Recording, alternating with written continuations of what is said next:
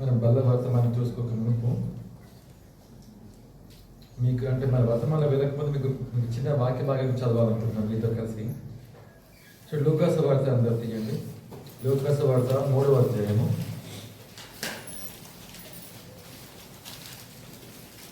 అందరూ ఆరాధన వర్తమానం కూడా మనకు చేయబడిన వాక్యం కూడా అలాంటిది. దేవుడు తన స్వరూపంలో మనం చేసిన వాడిగా ఉంటున్నాడు. చేసి మనల్ని ప్రేమించి మనల్ని రక్షించి తన ఇంటి వారిగా చేసుకొని మనల్ని కాపాడుతూ భద్రపరుస్తూ వస్తుంటున్నాడు. సో తన స్వరూపం చేసినటువంటి దేవుడు మనకు చెప్తున్న ఒక చిన్న మాట గమనించండి. లూకాసు వార్త 3వ అధ్యాయము దీంట్లో మొదటి 2వ వచనాలను గట్టిగా చదవగలుగుతారు కాదు, గట్టిగా చదవండి. లూకాసు వార్త 3వ అధ్యాయం మొదటి 2 వచనాలు.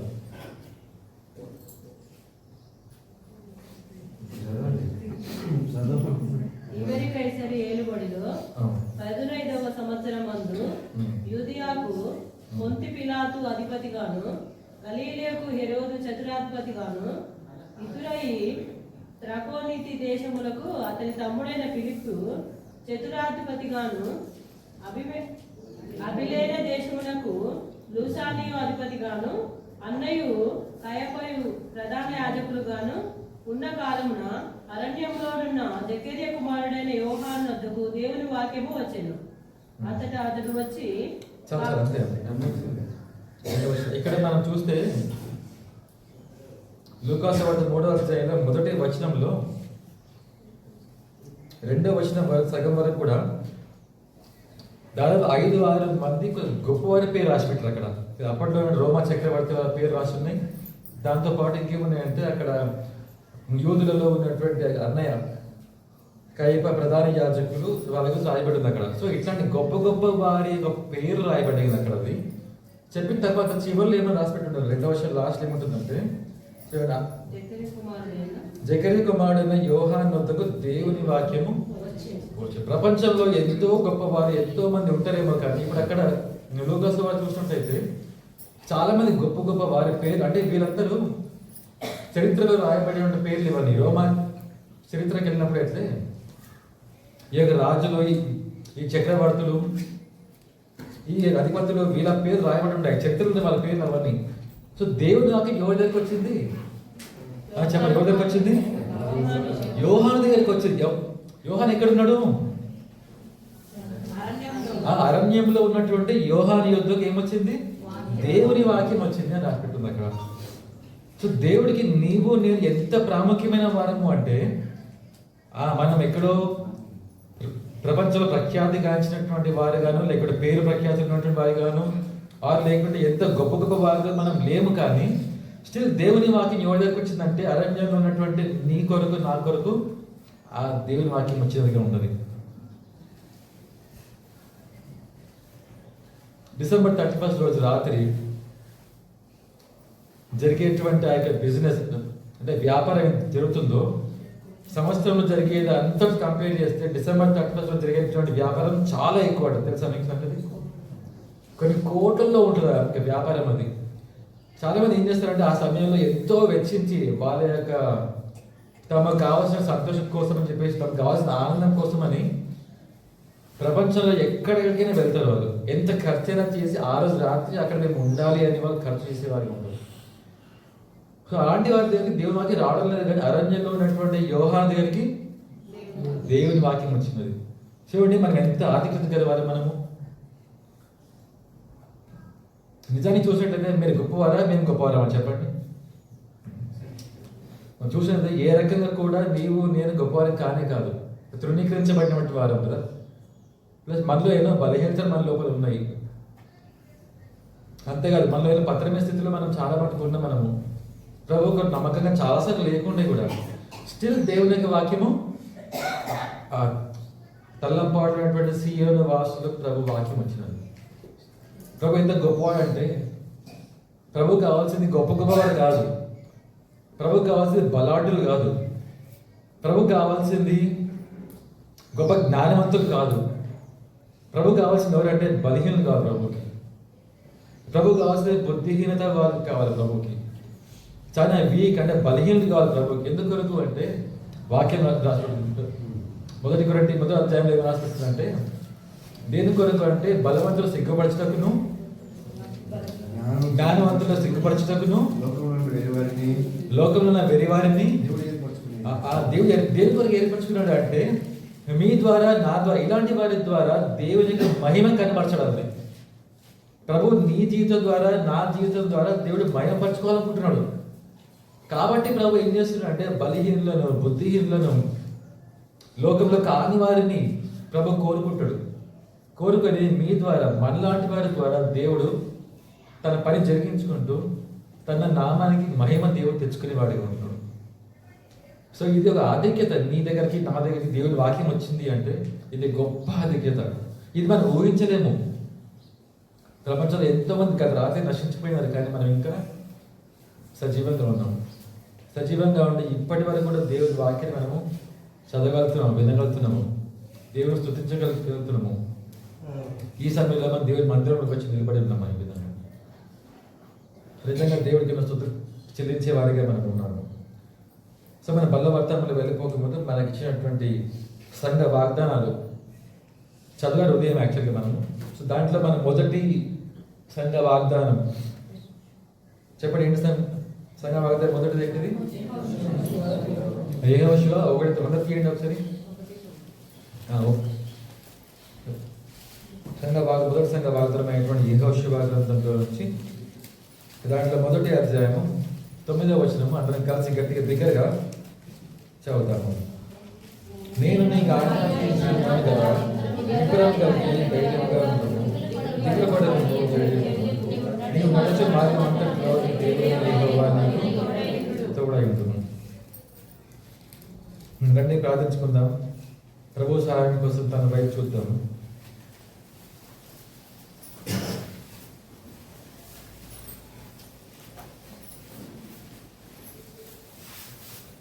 పరిశుద్ధమైనటువంటి మా ప్రేమ గల ప్రియ పరలోక తండ్రి, మీ ప్రియ కుమారుడు మా రక్షకుడైన యేసుక్రీస్తు వారి శ్రేష్టమైన నామమున ప్రభా మళ్ళీ ఒకసారి ప్రభా ఈ సంవత్సరం యొక్క మొదటి దినాన తండ్రి మీ పాదాల దగ్గరికి మళ్ళీ ఒకసారి రావడానికి ఇచ్చిన అవకాశం బట్టి వందనాలు చెల్లించుకుంటున్నాను.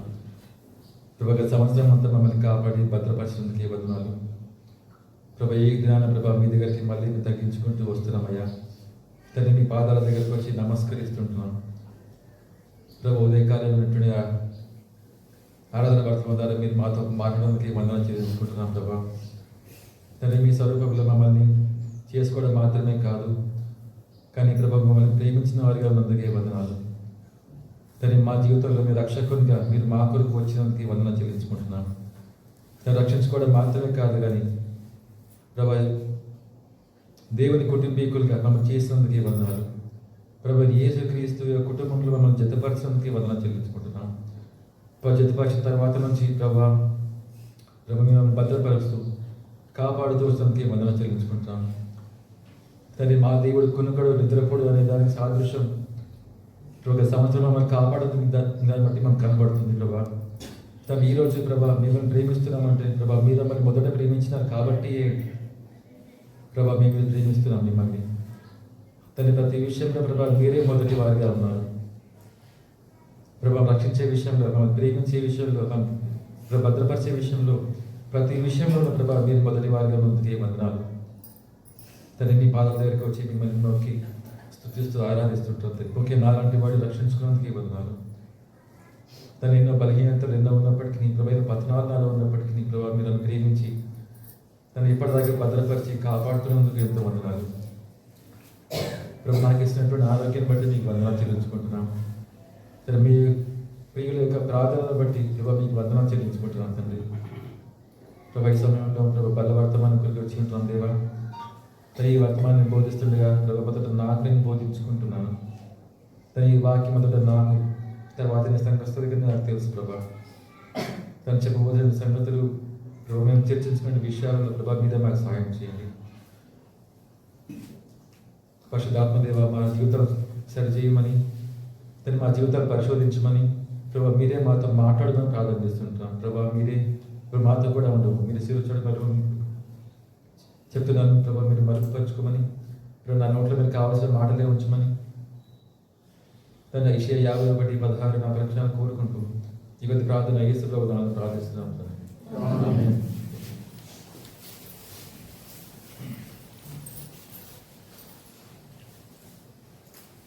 రెండు 2026వ సంవత్సరం సంఘ వాగ్దానాలు మొదటి సంఘ వాగ్దానం ఏంటంటే యెషయా 1:9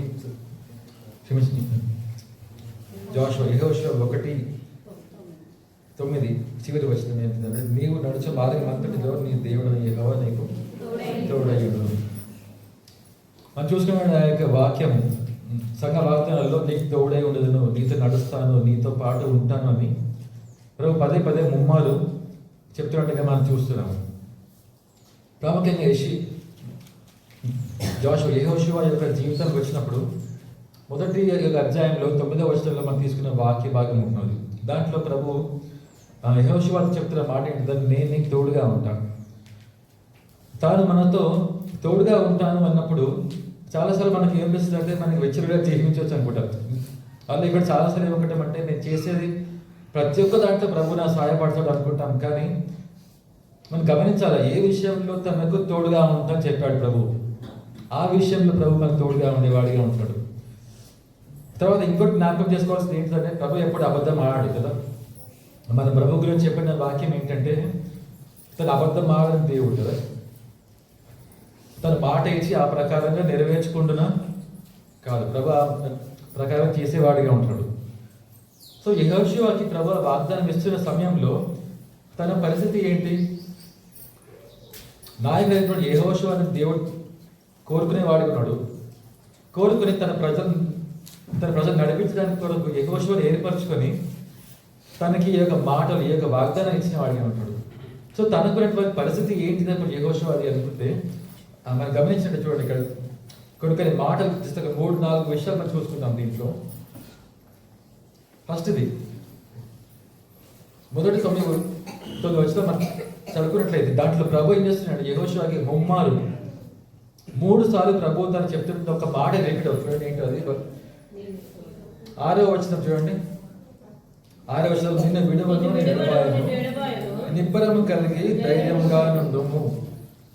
తర్వాత 7వ వచనం చూడండి, అయితే నీవు నిబ్బరముగా కలిగి జాగ్రత్త పడి బహుధైర్యముగా నుండి. తర్వాత 9వ వచనం చూడండి, అదేవిధంగా నేను నీకు ఆజ్ఞాపించి ఉన్నాను కదా, నిబ్బరం కలిగి ధైర్యంగా ఉండు. గమనిస్తే మనం ఇక్కడ ఒక 3 మాటలు ప్రభు ముమ్మారు పదే రిపీట్ చేస్తున్నాడు. చెప్పండి ఏంటో మాట అది? సియోన్ వాసం చాలా తెలివైన వాళ్ళు, ఆమె చాలా పర్పస్ కట్టేస్తున్నారు. ఏంటో మాట? ప్రభు ఏమంటారు? నిబ్బరం కలిగి ధైర్యంగా ఉండు, నిబ్బరం కలిగి ధైర్యంగా ఉండు. ప్రభు మళ్ళీ ఎత్తుడు యెహోషువకి కదా. 9వ వచనం వస్తే ఏమైంది? 9వ వచనంలో ప్రభు మళ్ళీ దాన్ని రిపీట్ ఎలా చేస్తున్నాడు అంటే మొదటి నేను నీకు ఆజ్ఞాపించి ఉన్నాను కదా అంటే 8 వచనం తర్వాత 9 వచనం వస్తున్నప్పుడు ఆ మధ్యలో ఏదో అయ్యింది కదా, సంథింగ్ హ్యాపెన్, ఆ మధ్యలో ఏదో జరిగింది. కాబట్టి ప్రభు ఏమంటారంటే తను ఏమంటారు, నేను నీకు ఆజ్ఞాపించి ఉన్నాను కదా అంటే తను గుర్తు చేస్తున్నాడు యెహోషువ, నేను చెప్పాను కదా నీకు ఆల్రెడీ అని. సో 8వ వచనానికి 9వ వచనం మధ్యలో గ్యాప్లో బహుశా నేను అనుకోవడం ఏంటంటే యెహోషువ ఒక మాట చెప్పాడు ప్రభా, నేను నిజంగా నేను చేయగలుగుతానా, నేను నిజంగా నేను ధైర్యం ఉండగలుగుతానా, దాదాపు 20 లక్షల మంది ప్రజలు ఇంత గొప్ప సమూహాన్ని మోసి నడిపించినట్టుగా నేను చేయగలనా? ఈ ప్రశ్న యెహోషువ వచ్చినొచ్చేమో. కాబట్టి ప్రభు ఆ యొక్క మాట రిపీట్ చేస్తాడు, మళ్ళీ 10 గుర్తు చేస్తాడు, చెప్పినా కదా నీకు ఆల్రెడీ నేను అని. సో ఈరోజు నీకు కూడా ప్రభు చెప్తున్నటువంటి మాట, ప్రభు నీకు పదే గుర్తు చేస్తున్నటువంటి మాట ఏంటిదంటే ధైర్యంగా ఉండము, నిబ్బరముగా ఉండి ధైర్యంగా ఉండము. నాకేం అర్థమవుతుంది అంటే బహుశా ఇక్కడ కూర్చున్నటువంటి నీవు ప్లస్ చెప్తున్న నాకు ఎక్కడ మనం భయపడుతున్నాము. సో ఏదో విషయాన్ని బట్టి మన ప్రభుని మనం డౌట్ చేస్తున్నాము. ఇక్కడ ఎక్కడ భయపడుతున్నాం, ఏదో విషయాన్ని బట్టి, మన యొక్క ఫ్యామిలీ విషయాన్ని బట్టి కావచ్చు, సంఘ విషయాన్ని బట్టి కావచ్చు, లేకపోతే మన వ్యక్తిగత విషయాన్ని బట్టి కావచ్చు. కానీ మనం దేని విషయం మనం భయపడుతున్నాము. కాబట్టి ప్రభు మనకు చెప్తున్న మాట ఏంటంటే భయపడకు, నేను చెప్పినా కదా భయపడద్దని చెప్పి. అవి ధైర్యంగా ఉండు యెహోషువ, ఎందుకు నువ్వు నాయకుడవు, నువ్వు ధైర్యంగా ఉండు. ఈ మాట ప్రభు పదే పదే నీతో కూడా నాతో కూడా చెప్పాలనుకుంటున్నాడు. సందర్భానుసారంగా వెళ్తే మనకి ఏమర్థం అవుతుంది అంటే, అప్పటి వరకు మోషే దాదాపు 40 సంవత్సరాలు ఇశ్రాయేల్ ప్రజలను నడిపిస్తూ వచ్చినాడు. దాదాపు 40 సంవత్సరాలు కూడా యెహోషువ కూడా మోషేకు తనకు అసిస్టెంట్, తన కింద నాయకుడు లాగా ఉండి తనకు సహాయకుడిగా ఉన్నాడు యెహోషువ కూడా. సో అలాంటి బలమైన నాయకుడిని చూస్తూ యెహోషువ ముందుకెళ్తున్నప్పుడు ఆ మొదటి వర్షంలో ఏమో రాసి పెట్టి ఉంటుంది అక్కడ అంటే, యెహోవా సేవకుడైన మోషే మృతి పొందిన తర్వాత చాలు, అక్కడికే చాలు. సో అక్కడ ఏముందంటే దేవుని సేవకుడైనటువంటి మోషే మృతి చెందినాడు. సో అప్పటి వరకు ఉన్నాడు. తర్వాత మోషే లేడు. తను ఏదైనా సమస్య వచ్చినప్పుడు మోషే వరకు వెళ్ళి మోషే చెప్పు ఏం చేయాలి అడిగేటువంటి వాడు. సో ఈ మోషే లేడు ఇప్పుడు అక్కడ.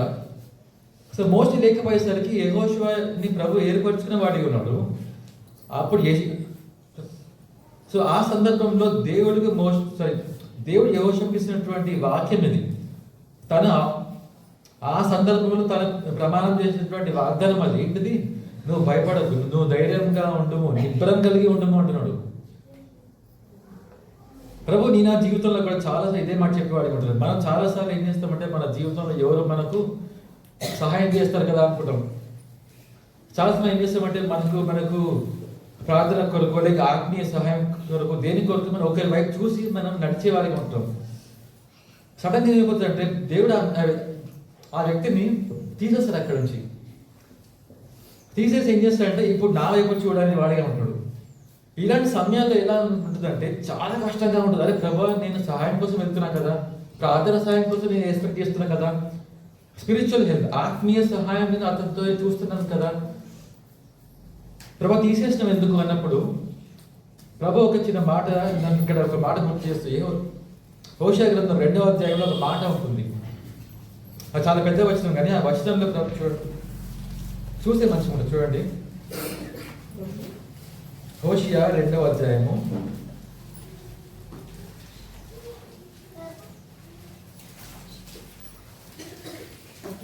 హోషేయ 2వ అధ్యాయంలో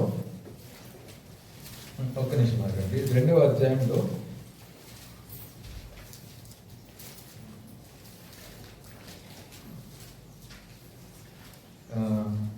11వ వచనం, 11, 12, 13 చూడండి. ఉత్సాహకాలములను, పండుగలను, అమావాస్యలను, విశ్రాంతి దినములను, నియామక కాలములను మాన్పించును. తర్వాత ఇవి నాకు ఇచ్చిన జీతమని. క్షమించండి, 14వ వచనం, 14, 15 చదువుతాం చూడండి. పిమ్మట దానిని ఆకర్షించి కొనిపోయి అక్కడ దానితో ప్రేమగా మాట్లాడుదును. ప్రభు ఎవరి గురించి చెప్తున్న మాటలు అంటే, తన ప్రజల గురించి ప్రభు ఏమంటారు, నేను దాన్ని ఎన్ని సార్లు అంటే అరణ్యంలోనికి తోడు ఎందుకు వెళ్తా అంటాడు. అరణ్యంలోనికి ఎవరు అరణ్యంలో? ఎవరు ఉంటారు అరణ్యంలో కదా. తీసుకుని వెళ్ళి ఏం చేస్తా అంటాడు. తర్వాత దానితో ప్రేమగా మాట్లాడి తోడుకొని వచ్చి తర్వాత నిరీక్షణ ద్వారంగా చేసేదను. బాల్యమున ఐగుప్తు దేశంలో నుండి అది వచ్చినప్పుడు నా మాట విన్నట్లు అది ఇచ్చట నుండి నా మాట విను. అప్పుడే ప్రభు ఏమంటారు, అరణ్యం తోడుకొని వెళ్ళి దానితో ప్రేమగా మాట్లాడి అక్కడ నా మాటలు వాళ్ళతో మాట్లాడదును అంటున్నాడు.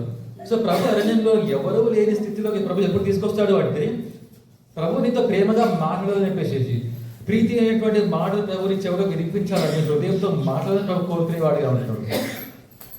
సో యెహోషువ ఇక్కడ తను భయపడిపోతున్న సమయంలో ప్రభు చేసిన వాగ్దానం ఏంటంటే, నేను కనబడుతున్న మోషేని ఇప్పుడు లేడు కదా, సో ఇప్పుడు నా మాటలు విను, నేను సహాయం చేస్తాను, నేను తోడుగా ఉంటాను, ఏదో మాట్లాడుతూ అంటున్నాడు ప్రభు. తర్వాత ఇంకోటి ఏంటంటే, దేని కొరకు ప్రభు తను ధైర్యంగా ఉండి నిబ్బరంగా కూడా చెప్పమంటున్నాడు అంటే, తన ఎదుట ఒక గొప్ప సవాలు ఉన్నది, తన ఎదుట గొప్ప ఛాలెంజ్ ఉంది, ఆయనకు ఒకటి గొప్ప పని ఉంది. ఏంటా పని? తన ప్రజలైన వారిని యోర్దాను దాటించి కనానులోని దాటించాలి. అటు సైడ్ వాళ్ళు కదా, దాటించి ఏం చేయాలి? వాళ్ళు కనానుని వాళ్ళు స్వాధీనం చేసుకోవాలి. ఆ యొక్క భూమిని ప్రభు ఏం చేశాడంటే వాళ్ళకి వాగ్దాన భూమిగా చేసినాడు. చేసి అట్లా నడిపిస్తున్న సమయంలో ఆ ప్రభువుకి తెలుసు, ఏం తెలుసు అంటే, ఇప్పుడు నీ ముందున్నటువంటి దారి, నీ ముందున్నటువంటి ఆ యొక్క టాస్క్, నీ పని ఏమైతే ఉందో ముందున్నటువంటి పని నీకు చాలా గొప్ప పని చేతి పెడతా అంటున్నాడు. కాబట్టి ప్రభు ఏమంటున్నాడంటే ఆ గొప్ప పని కొరకు సిద్ధపరుస్తున్నాను కాబట్టి నువ్వు ఎలా ఉండాలి? నువ్వు ఇప్పుడు నిబ్బరం కలిగి ధైర్యంగా ఉండాలి. కాబట్టి ప్రభు నీ జీవితంలో ప్రభు గొప్ప సవాల్ పెడుతున్నాడా? సవాల్ పెడుతున్నట్లయితే ప్రభు యొక్క మాటలను యాజ్ ఇట్ ఈజ్ అదే విధంగా తీసుకో. ప్రభు నీతో ఏమంటున్నాడంటే నువ్వు నిబ్బరం కలిగి ధైర్యంగా ఉండము, నువ్వు భయపడకు. చాలాసార్లు మన పరిస్థితి ఏ విధంగా ఉంటుంది అంటే కీర్తన 53వ అధ్యాయంలో ఒక వచ్చిన మాట రాసి పెట్టుకోండి. కీర్తన 53 5వ అధ్యాయం చూడండి. భయకారణం లేని చోట వారు భయప్రాంతులైతురు. భయకారణం లేని చోట వారు ఈ విధంగా చాలాసార్లు మన జీవితం ఉంటుంది కదా. చాలాసార్లు మనం చూస్తున్న పరిస్థితులను బట్టి, లేకపోతే మన లోకంలో మనము చదువును బట్టి, ఉద్యోగాన్ని బట్టి, మన జీవిత శైలిని బట్టి చాలాసార్లు మనకు వచ్చేటువంటి సవాళ్ళు, మనకు వచ్చేటువంటి పనిని బట్టి ఎలా ఉంటాం మనము అంటే భయకారణం లేని చోట మనము మనం భయభ్రాంతులు అవుతామంట. ఎక్కడ భయపడతాం మనం ఏం చేస్తామో అక్కడే భయపడతాం. మనం ప్రభు ఏమంటున్నాడు, నువ్వు భయపడకు. నువ్వు ఎందుకు భయపడుతున్నావు? అయ్యి నువ్వు నా చేతిలో ఉన్నావు కదా, నువ్వు దేనికి భయపడుతున్నావు? నువ్వు భయపడకు, ఆయన ధైర్యంగా ఉండు అంటాడు ప్రభు. దాని కొరకే ఆయన కూడా ఒక బైబిల్ పండితులు ఏమంటారు అంటే బైబిల్ గ్రంథంలో ఎన్నిసార్లు భయపడకు దాచిపెట్టాడు ప్రభు మన కోసము? 3 అంటే ఎన్ని సంవత్సరానికి ఎన్నిసార్లు కదా? సంవత్సరంలో ఒక్కొక్క రోజుకి ఒక్కొక్కసారి భయపడకు భయాన్ని అనుకున్నారు కదా మీరు? అట్లా నేను ఇప్పటిదాకా అనుకోలేదు, కానీ అనుకోవాలా. ఎందుకు? ప్రభు మనం తోడుగా ఉంటాంటున్నాడు కాబట్టి. నువ్వు నిన్ను విడిచిపెట్టను, నేను వదిలిపెట్టను, నేను అసలు ఫెయిల్ కానివ్వను ఉంటాడు ప్రభు కదా. సో అందుకే మనకు ప్రభు గుర్తు చేస్తుంది 165 సార్లు ప్రభు మనకు రాసిపెట్టిన వాడిగా ఉంటున్నాడు. నువ్వు భయపడకు, fear not, don't be afraid. నువ్వు భయపడకు, చెడియకు, నీకు తోడుగా ఉంటాను, నీకు ముందుగా వెళ్తాను, నేను నడిపిస్తాను. ప్రభు యొక్క వాగ్దానం అది. ప్రామిస్ చేసినటువంటి దేవుడు తన మాట తప్పడు, తను ఈ విధంగా కూడా మాటను తను బ్రేక్ చేయగల ప్రామిస్ని ప్రభు. చూడు 2వది ఏముంది? వర్స్ 8వ వర్షం చూడు, అందరం కలిసి చదువుతామా? యెహోషువ 1వ అధ్యాయం 8వ వర్షం అందరం కలిసి గట్టి చదువుతాము. ఈ ధర్మశాస్త్ర గ్రంథములో నేను బోధింపక తప్పిపోకూడదు, దాన్ని వ్రాయబడిన వాటన్నింటి ప్రకారం చేయుటకు నీవు జాగ్రత్త పడినట్లు దివారాత్రులు దాన్ని ధ్యానించి నీ మార్గవర్తింప చేసి చక్కగా ప్రవర్తించు. ఈ వర్షంలో మొదటి భాగం, ఈ ధర్మశాస్త్ర గ్రంథము నీవు బోధింపక తప్పిపోకూడదు. ధర్మశాస్త్ర గ్రంథంలో వచ్చినటువంటి మాటలు చెప్పడానికి లేకపోతే బోధించడానికి నువ్వు తప్పిపోకూడదు అంటుంటావు. సో బోధించటకు అనగానే ఇవాళ రేపు యూట్యూబ్లో జస్ట్ ఒక్క మెసేజ్ కొట్టండి, మీరు సెర్చ్ కొట్టండి, ఏమని సండే వర్షిప్ అని కొట్టండి, జస్ట్ ఒక సెర్చ్ చేయండి. ఎన్నో వస్తాయి తెలుసా మీకు?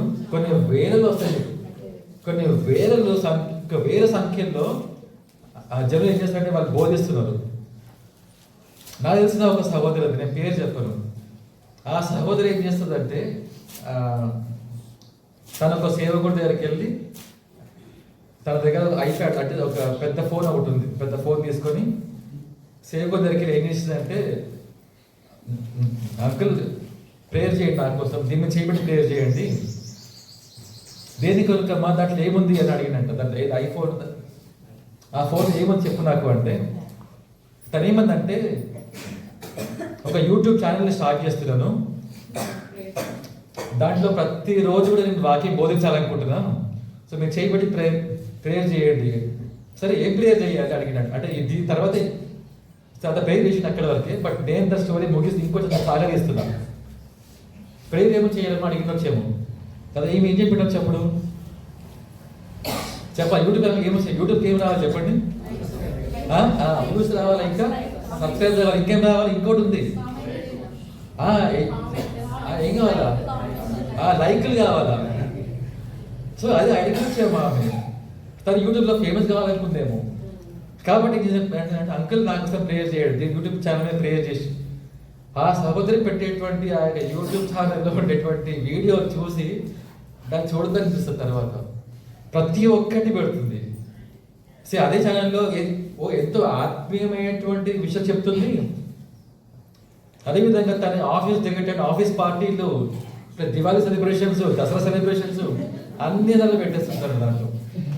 సో దాన్ని వచ్చే ప్రయోజనం ఏం చెప్పండి? ప్రతి ఒక్కరికి ఏం కావాలా? స్టేజ్ కావాలి, బోధించడం కావాలి. ప్రతి ఒక్కరికి బోధించాలా.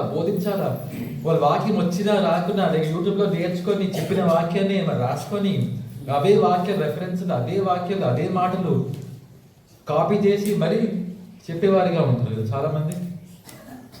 ఈ గోవకు నేను కూడా ఒకప్పుడు అట్లనే ఉండేది. వాక్యం చెప్పినప్పుడు నాకు చెప్పడం రానప్పుడు ఏం చెప్పక తెలియక నేను ఏం చేసేవాడు అంటే వాక్యం విని నోట్స్ రాసుకొని నేను చెప్పేటువంటి వాడిని ఒక సమయంలో.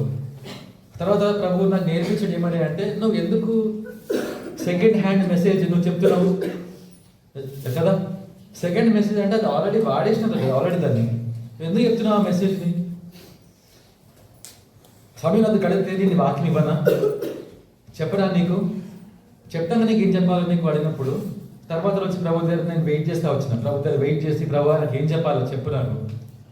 సో ప్రభు ఇచ్చిన చిన్న ఆలోచనలను కూడా కట్టుకొని ప్రిపేర్ చేసుకొని నేను చెప్పడం స్టార్ట్ చేసిన అప్పటి నుంచి. సో బోధించాలా అనగానే చాలా మందికి ఎంతో ఇష్టము.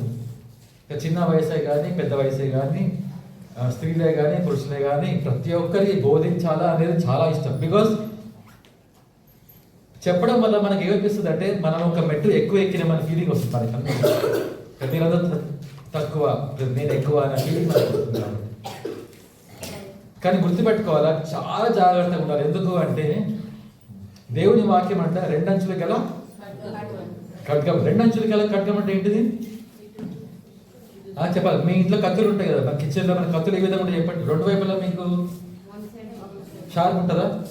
వన్ సైడ్ ఉంటుంది. ఎందుకు? అది ఒకేసారి కట్ చేసుకోవాలి కాబట్టి. రెండంచులు అంటే రెండు వైపులా కూడా అది షార్ప్ పదునుగా ఉంటుంది. అది తద్వారా ఏమవుతుంది చెప్పండి, అది ఎదుటి వారిని వస్తుంది ప్లస్ నిన్ను కూడా వస్తుంది అది. సో దేవుని వాక్యం ఆ విధంగా జాగ్రత్తగా ఉండాలా. నువ్వు బోధిస్తున్నప్పుడు నువ్వు ఆ ప్రకారంగా ఉన్నావా లేవని నువ్వు చెక్ చేసుకోవాలా ఫస్ట్. దాని కొరకు నా ప్రార్థన ఇప్పుడు అదే ఉంటుంది. ప్రభా నేను బోధిస్తున్నా, ఫస్ట్ ఈ వాక్యం నాకు ప్రభా, తర్వాతనే వాళ్ళకి. అందుకే నేను ప్రార్థన చేస్తా ప్రతిసారి. సో గుర్తుపెట్టుకోవాలి, ఇది హెచ్చరిక. దేవుని వాక్యం బోధించిన తప్పేం కాదు, చెప్పొచ్చు, బోధించుకోవచ్చు కావాల్సి. జాగ్రత్త ఎప్పుడు ఉండాలి అంటే మనం ఫస్ట్ మనం సరిగా చేసుకొని తర్వాత ఇతరులను సరి చేసే వారికి మనం ఉండాలి. సో దేవుని వాక్యాన్ని బోధించాలి అన్నప్పుడు మనం చేయాల్సిన పనులు 3 పనులు. సో 2 పనులు ఏంటి చూద్దాం. చూడండి, ఎజ్రా గ్రంథానికి రండి అందరూ. నాకు చాలా ఇష్టమైనటువంటి భాగం ఎజ్రా. ఏంటి? ఎజ్రా గ్రంథము దాని 7వ అధ్యాయము. చాలా మంచి మాట రాసి చూడండి. ఎజ్రా 7 దాంట్లో 10వ వచనం అందరం కలిసి గట్టి చదువుతామా? ఎజ్రా 7 కృష్ణ తీయలేదు కదా. ఎజ్రా 7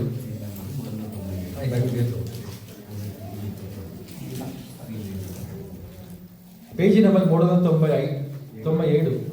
ఎజ్రా 7వ అధ్యాయం 10వ వచనం. ఎజ్రా యెహోవా ధర్మశాస్త్రమును పరిశోధించి దాని చొప్పున నడుచుకున్నటకును ఇశ్రాయేలులకు దాని కట్టడలను విధులను నేర్పించుటకును దృఢ నిశ్చయం చేసుకోవాలి. ఇక్కడ చూసి గమనించినారు ఇక్కడ 3 మార్లు రాసి పెట్టింది.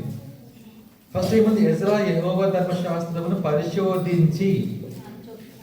ఫస్ట్ ఏం చేయాలి? ఫస్ట్ ధర్మశాస్త్రం మనము పరిశోధించాలి. అంటే ఇంగ్లీష్లో చాలా చక్కగా ఉంది. ఏముంది అంటే Ezra has prepared his heart to seek the law of the lord. తను ఏం చేశాడంటే ఫస్ట్ చేసినటువంటి మాట ఏంటిదంటే అక్కడ తన హృదయాన్ని సిద్ధపరచుకున్నాడు. ఫస్ట్ తన హృదయాన్ని సిద్ధపరచుకున్నాడు ఫస్ట్ కదా. తర్వాత ఏం చేసినాడు? తర్వాత దాని ప్రకారం నడుచుటకును. తర్వాత ఏముంది? తర్వాత లాస్ట్ ఏముంది? నేర్చుటకు ఉందా? ఆ కట్టడలు నేర్పించుటకు. ఇశ్రాయేలులకు దాని కట్టడలను విధులను నేర్చుటకును. సో ఇంగ్లీష్లో ఇంకొంచెం మంచిగా రాసిపెట్టు. ఏ విధంగా రాసిపెట్టుంది ఇంగ్లీష్లో అంటే ఫస్ట్ తను చేసేటువంటి పని ఏంటిదంటే తన హృదయం సిద్ధపరచుకున్నాడు. సెకండ్ దాని ప్రకారంగా చేశాడు తను. టు డూ ఇట్, ఆ ప్రకారంగా చేశాడు. తర్వాత ఏం చేశాడంట, అండ్ టు టీచ్, తర్వాత అతను చెప్పడానికి కానీ బోధించడానికి కానీ ఆయన పూనుకున్నాడు. సో ధర్మశాస్త్రాన్ని బోధించాలి, దేవుని వాక్యాన్ని బోధించాలి అంటే ఫస్ట్ మీరు రెండు చేయాల్సిన పని ఏంటిది? ఫస్ట్ మీ హృదయాలు సిద్ధపరచుకోవాలా, ప్రభు వాక్యాన్ని చర్చ చేయాలా, ప్రభు వాక్యాన్ని చదవాలా, దాన్ని సిద్ధపరచుకోవాలి మన హృదయాన్ని. తర్వాత ఏం చేయాలా? ఆ ప్రకారంగా చేయాలా.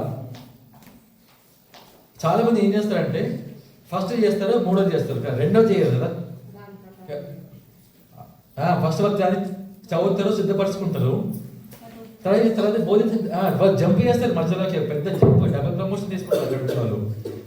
సెకండరీ చాలా ప్రాముఖ్యమైనది ఏంటిది? అది ఆ ప్రకారంగా చెయ్యాలా. ఫస్ట్ చెయ్యకుండా బోధిస్తే నువ్వు శిక్షకు అర్హుడమవుతావు, గుర్తుపెట్టుకోవాలా. సో ఎప్పటికైనా మనం చేయాల్సింది ఏంటిదంటే ఫస్ట్ మనం మనసు శుద్ధపరచుకొని ప్రభు వాక్యాన్ని చదివి నేర్చుకొని తర్వాత ఆ ప్రకారంగా చేసి ఆ తరువాత ఏం చేయాలి? బోధించాలి. సో బోధించాలి, దేవుని వాక్యం చెప్పాలనుకునే వారి ఇది ఒక హెచ్చరిక. ఫస్ట్ నీ జీవితంలో ప్రభు యొక్క వాక్యాన్ని నేర్చుకొని ఆ ప్రకారంగా చేసి ఆ తర్వాత బోధకు రావాలి.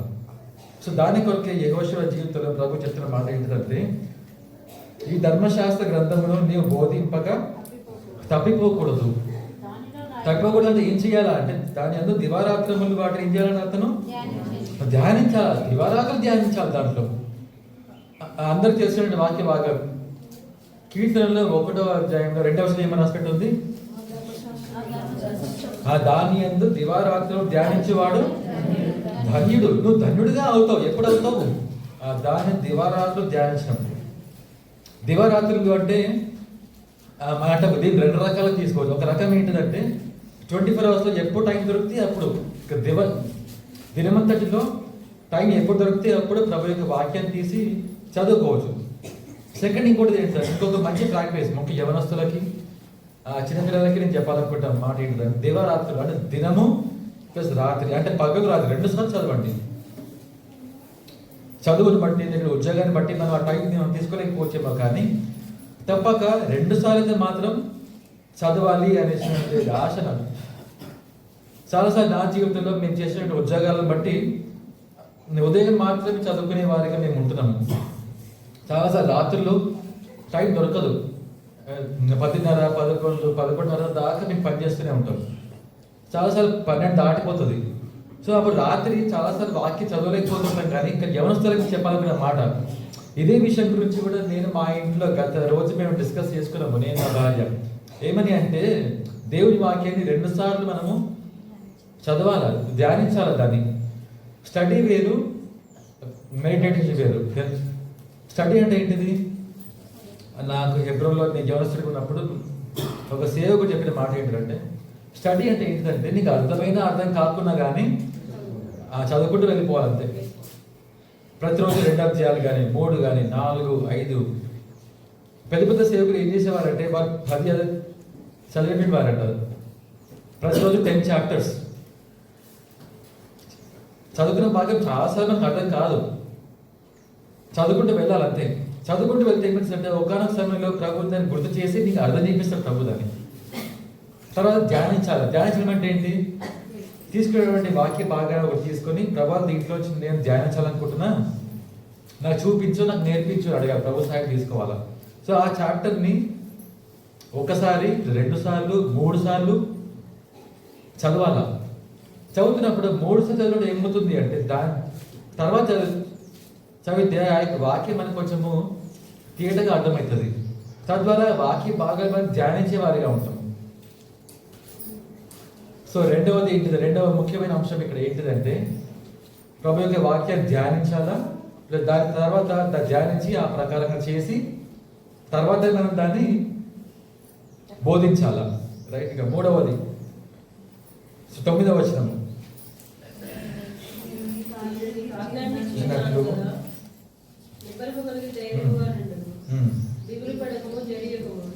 నీవు నడుచు మార్గం అంతటిలో నీ దేవుడిని యెహోవా నీకు తోడై ఉండడు. ఇక్కడ మాట క్లబ్ చేస్తున్నది, బట్ చివరి ఇంగ్లీష్లో ఏమో రాసిపెట్టి ఉంటుంది అంటే 8వ వచనం చివరిలో ఉంటుంది, to make thy way prosperous and thou shalt have good success. Successful life కోసం ప్రభువుని పిలిచిన వాడు అంటారు. చాలాసార్లు మనం అనుకుంటాం ప్రభువు నాతో తోడుగా ఉంటే ఇక నాకు ఏ ఎదురే లేదు నాకు అనుకుంటాం కదా. కానీ అట్లా కాదు, చాలా అట్లా కాదు. అది చాలాసార్లు మనం నా జీవితం నేను చాలా అదే అనుకున్నాను. ఒకప్పుడు నేను చిన్నగా ఉన్నప్పుడు ఎవరుస్తున్నప్పుడు అదే అనుకున్నాను. నేను కూడా ఏమనుకున్నా అంటే ప్రభు నాకు తోడుగా ఉంటే నేను చేసే ప్రతి పని కూడా సఫలం కావాలి కదా. ఎస్ కరెక్టే, సఫలం అవ్వాలి, నిజానికి వస్తాయి. ఏమైనా బైబిల్ గ్రంథంలో యోసేపు మాటకు వస్తే యోసేపు కూడా ఏం రాసి పెట్టింది చెప్పండి. తాను చేసినదంతయు యెహోవా సఫలపరిచయం ఉందంట. చేసిన ప్రతి ఒక్క పని కూడా యోసేపుకి ప్రభువు సక్సెస్ ఇచ్చినాడంట. అని ఇదే మాటకు వస్తే మరి మోషే సంగతి అంటే ఏం చెప్పండి. మోషే చేసిన సక్సెస్ఫుల్ అయిందా? నిజానికి మనం మోషే యొక్క లైఫ్ చూస్తే తన 45 సంవత్సరాల తన 40 years ఆఫ్ లైఫ్, తన 40 years ఆఫ్ మినిస్ట్రీ లైఫ్, తన 40 సంవత్సరాల యాత్ర జీవితంలో మనం గమనిస్తే తను సక్సెస్ఫుల్ కాదు. తెలుసా మీకు ఈ సంగతి?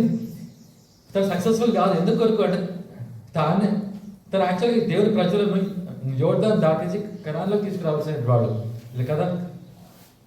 తను దాటాడు కొంతని, తను దాటించాడు. ఎందుకు?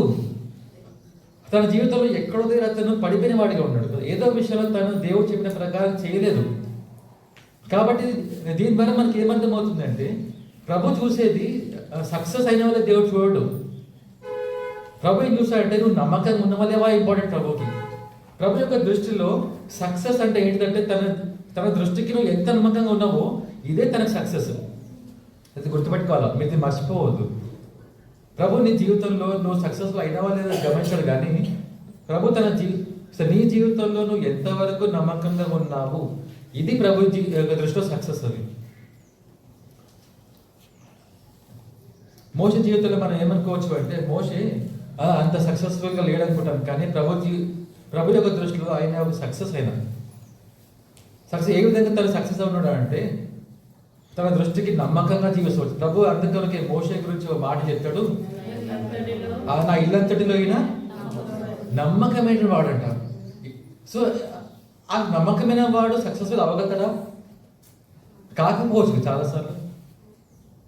కానీ ప్రభు చూసేది మటుకు నమ్మకత్వము. దాని కొరకే 5 తలాంతులు గలవాడిని 2 తలాంతులు గలవాడిని ప్రభు ఏం చెప్పాడు అంటే బల నమ్మకమైన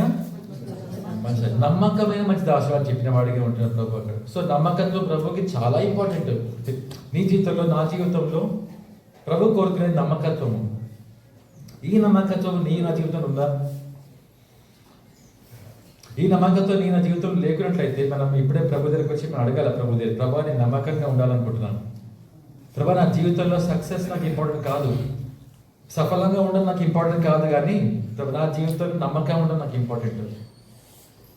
ఈ ప్రార్థన నేను చేసుకుంటాను. ఈ ప్రార్థన చేసుకుంటున్నావా? ఈ 3 సంగతులు మీ ముందు తీసుకురావాలనుకుంటున్నా. ప్రభు ముమ్మారు తనకు చెప్పిన వాడిగా ఉంటాడు. ఏమని అంటే నిబ్బరంగా ఉండి ధైర్యంగా ఉండు. పదే 3 సార్లు ప్రభు నీతో ఇదేమాట చెప్తున్నాడు. నువ్వు భయపడుతున్నావా? ఎక్కడైనా ఏదైనా విషయాన్ని బట్టి భయపడుతున్నట్లయితే ప్రభు చెప్తున్నాడు ధైర్యంగా ఉండి భయపడకు, నేను తోడుగా ఉంటా. నేను నీకు మత్తయి సువార్త ప్రభు యేసుక్రీస్తు చెప్పినటువంటి వాగ్దానం ఏంటంటే బోధి గంటల వరకు నేను నీకు తోడే ఉంటాను. భూమి అంతమైన ప్రభు నీకు తోడుగా ఉండేవాడిగా ఉంటున్నాడు. సో భయపడకూడదు, జడియకూడదు. తన రెండవది ఏంటిదంటే తన యొక్క వాగ్దానం. ప్రభు చెప్తున్న మాట ఏంటంటే నీవు ఈ ధర్మశాస్త్రం బోధించటకు మీరేం చేయాలంట? బోధింపక తప్పిపోకూడదు. సో బోధించాలన్నప్పుడు ఏం చేయాలి? మనము ఫస్ట్ మన హృదయాన్ని మనం సిద్ధపరచుకొని ధర్మశాస్త్రాన్ని ధ్యానించి ఆ ప్రకారంగా చేసి తర్వాత మనం ప్రభు యొక్క వాగ్దాన్ని బోధించేవారిగా మనం ఉండాలి. సో నీ జీవితంలో ధర్మశాస్త్రం నువ్వు బోధించడానికి ముందు నీవు నీ జీవితంలో దాన్ని అనుభవించుకున్నావా? ఆ ప్రకారంగా నువ్వు జీవిస్తున్నావా? చేస్తున్నావు ఆ ప్రకారంగా? చేయకుండానట్లయితే ఇది ఒక హెచ్చరిక నీకు కూడా, ప్లస్ నాకు ముఖ్యంగా చెప్తున్నా. నాకు మొదట, తర్వాత మీకు. ఆ ప్రకారంగా నేను చేయకుండానట్లయితే నేను నా హృదయం పరిష్కరించుకోవాలి. ప్రభా ఆ ప్రకారంగా నేను జీవిస్తున్నా లేదా? చెప్పిన ప్రకారంగా నేను ఉంటున్నా లేదా? తర్వాత నేను బోధించే వారిగా నేను ఉండాలి. తర్వాత 3వది ప్రభు నీ జీవితంలో నా జీవితంలో చూసేది ఏంటంటే నమ్మకత్వము. ఫెయిత్ఫుల్నెస్. ప్రభుకి కావాల్సింది నమ్మకమైనటువంటి దాసులు కావాలి. తన పని జరిగించుకునేటువంటి వారు కావాలి. తన పనిని ఎక్కడ ఆపకుండా ఫెయిత్ఫుల్గా నమ్మకంగా చేసే వారు ప్రభువు కావాలి. సో ఈ నమ్మకత్వం నీ జీవితంలో నా జీవితంలో ఉందా? ప్రభు మనం పరీక్షించినప్పుడు మన జీవితం నమ్మకంతో కనబడుతుంది. ఆయనకి కనబడకున్నట్లయితే ప్రభు దగ్గరకు చెప్దాం, ప్రభా నా జీవితం నమ్మకత్వము తక్కువగా ఉంది, ఆరు లేకుంటే అసలు నా జీవితం నమ్మకత్వమే లేదు ప్రభు, క్షమించి నన్ను ప్రభుత్వం సమకూర్చు, నేను తిరిగి నీ పనిలో నమ్మకంగా ఉండాలనుకుంటున్నాను ప్రభా, నీవు నాకు అప్పగించిన పని నమ్మకంగా నేను చేయాలనుకుంటున్నా ప్రభా. ఈ యొక్క ఫెయిత్ఫుల్నెస్ నా జీవితంలో నేను స్టార్ట్ చేయాలనుకుంటున్నాను ప్రభా, నాకు సహాయం చేయని అడగాలి. అప్పుడే ప్రభువు వాగ్దానం ఏంటంటే నేను నీకు తోడై ఉండను. సో భయపడకు, జడియకు, నేను తోడుగా ఉంటాను. వాగ్దానం మన జీవితంలో ప్రభు నెరవేర్చేవాడిగా ఉంటున్నాడు. సో ఈ విషయాలను మనము పరీక్షించుకొని ప్రభు యొక్క బల్లో మనము చేయి వేసేవాడిగా ఉన్నాము. ప్రభు మనకు సహాయం చేయాలి. మోకరించండి, ప్రార్థనలో ప్రవేశిస్తాం.